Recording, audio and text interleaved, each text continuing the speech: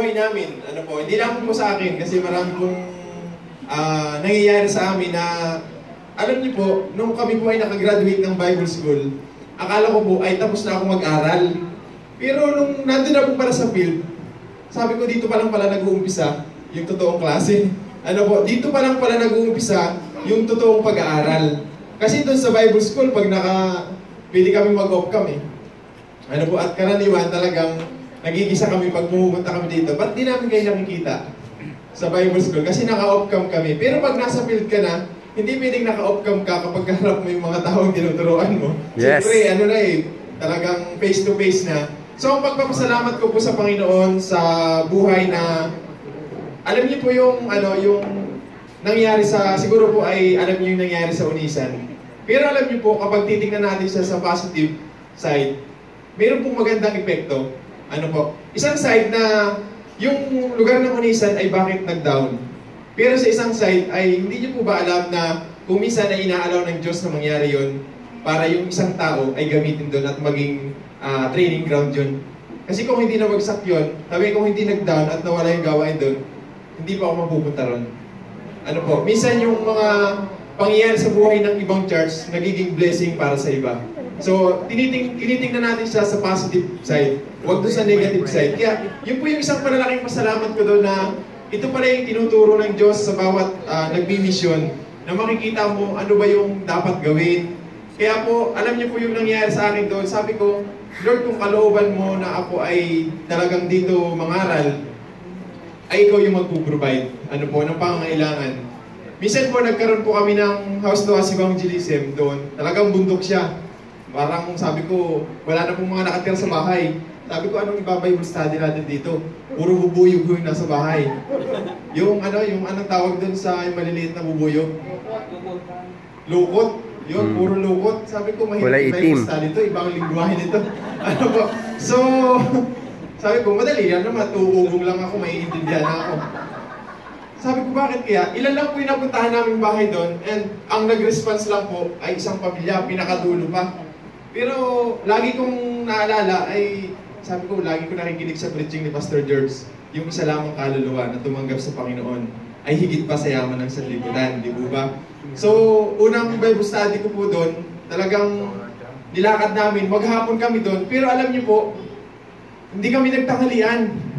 Pero ang Diyos po yung nagpakain sa amin. Hindi ko naman po alam na yung pinuntahan pala namin ng bahay ay birthdayan. Pinakain po kami ng Diyos. Ano po? Sabi ko, tamang-tama, birthdayan. Wala pa pong tao.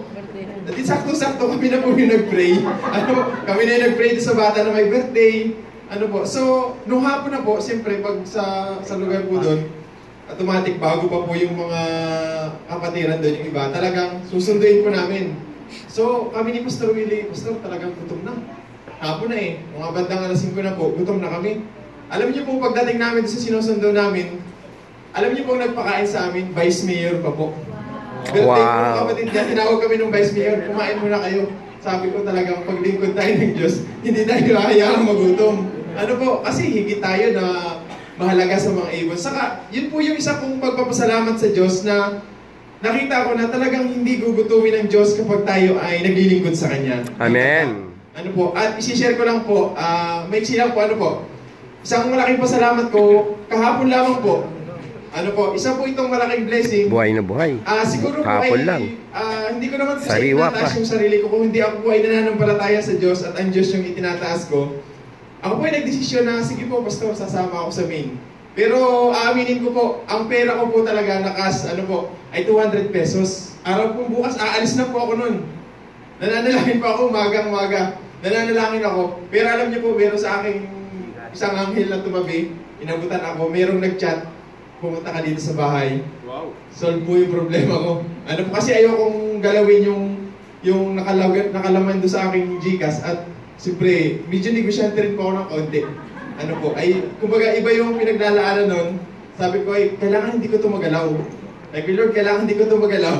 Negosyante po ako ng konti kasi medyo sabi ko nga, may taniman po akong konti at kailangan po talaga doon ang naglalabas ng pera.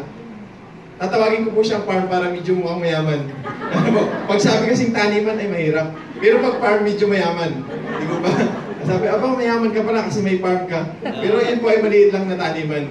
Kumbaga, libangan lang natin. Ano po? So isang malaking pasalamat po. Sabi ko, ganun pala yung pagkilos ng Diyos. Kapag kailangan mo, ibibigay sa iyo ng ating Panginoon. Amen. Kapag tayo ay inutusan ng Diyos na pumunta sa ganung lugar, automatic bibigyan niya tayo ng pangailangan. Praise pero kung God. isang magulang na nag-utos sa kanyang anak, bumili ka ng asukal, alam ka naman hindi niya bigyan ng pambili. Ano po? So ganun din tayo sa Diyos. Isa pong malaking pasalamat ko na kapag susunod ako sa ating Panginoon Lord, ikaw ang bahala. Yun din po ay natutunan ko sa ating pastor. Siyempre, lagi niyang nakikinig ko, sabi ko, ganun pala tayo dapat. Kapag tayo ay susunod sa ating Panginoon, lagi nating ilagay sa isip na ang Diyos ang nagpapagawa nito. Hindi po ito atin. Sa Diyos talaga ito. Kaya sabi ko, Lord, ikaw ang mag-provide ng lahat ng aking mga pangailangan. Sa aking misyon, sa aking paglilingkod sa Kanya. Kasi yun naman talaga yung purpose kung bakit humahayo doon, ay para sa Diyos, para yung mga kaluluwa ay maabot. At isa pa pong natutunan ko, na ibabahagi ko sa inyo, sabi ko, ang tao pala hindi mo pwedeng talagang manduhan o turuan. Ang pinaka-the-best pala na dapat ituro sa tao ay kung papaano sila. Sabi nga, turuan mo silang magmahal. Ano po? Natawa sila. Lalo si Pastor Emily. Ano yan, number 1 na taga-comment sa mga share post ko. Ako lang naman ay natutuwa. Yung tipong sila ay kilig na ako ay ano pa lang. Normal lang sa akin. Yung kilig na sila pero ako ay kiligin lang. Sila ako. Sabi ko nga ako sa akin ay normal lang yun pero sa kanila ay kilig na. Oo, yung set ay sinyo. Yan din naman. Siyempre tao rin tayo eh. So, alam niyo po, yung panalangin ng isang kumbaga, di ba, likod tayo ng ating Panginoon. Sabi nga ni Pastora Emily, ay meron ng nire-reto. Alam niyo po, ang Diyos ay may nire-reto na. Ano po, sabi nga ng iba ay, ang duwag mo naman.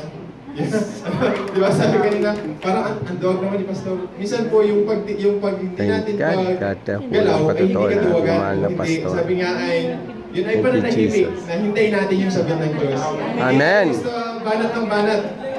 Di po ba, sabi nga, ay hindi tayo basta banat ng banat, naggalaw ng galaw kung ano yung dapat natin gawin.